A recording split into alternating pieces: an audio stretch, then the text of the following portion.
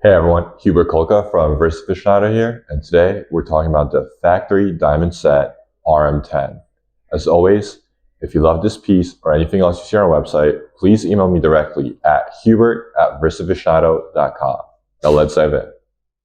Wearing a Richard Mille on your wrist will undoubtedly get you attention, let alone a diamond set one.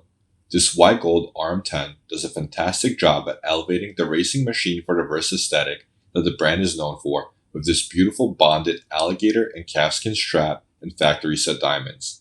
This is as good as it gets, and it's never going to feel tacky. Personally, I love the simpler Richard Mille models, and I'm madly in love with this particular one. Just imagine yourself out to dinner, summer warm, cocktail in hand, and this piece on. It doesn't get much better than that, and it's a ton of fun to wear. If you look back at my RM30 review, I compliment how light the piece is in titanium. This RM10 is a bit heavier because it is white gold, but it does have a slightly smaller case. As always, when it comes to tonneau-shaped Richard Milles, they're nearly perfect ergonomically with how light they are and the curved case back. The case features noticeable beveling on the bezel and the case back, and you see these iconic RM columns that house the spline screws. The dimensions on the RM10 are ideal for people with small to medium-sized wrists. The watch is 48mm across the wrist, 39mm wide, and it's only 13.8mm thick. It's an absolute pleasure to have on the wrist, and you can definitely get away with wearing this with formal attire. Again, the strap really elevates this piece, and it's not something you're used to seeing on Richard Milles. It's a bonded alligator and calfskin strap, and there's no stitching visible other than at the bottom, and it features the now iconic titanium leaf spring clasp. The RM10 features the caliber RMAS7, which is a skeletonized automatic movement with hours, minutes, date, and a variable geometry rotor.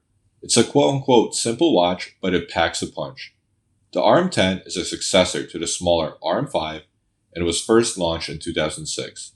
Mechanically, the gear train remained identical, but with a higher level of skeletonization for the baseplate and bridges. Another change is the color of the jewels. RM uses artificial clear sapphires that better match the aesthetic of the movement. Another change that's noticeable is the water resistance. It actually decreased from 100 meters to 50 meters. However, you're still good to go to jump in the pool with this piece on. Flipping this bad boy over, let's talk about the movement.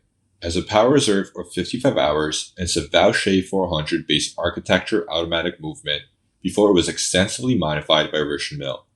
Vaucher is Parmigani's movement arm, and you can actually see their mark on the movement, this little star right here.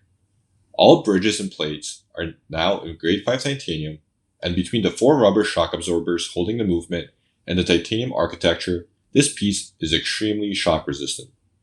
One of the things that makes this piece special are the winglets on the rotor.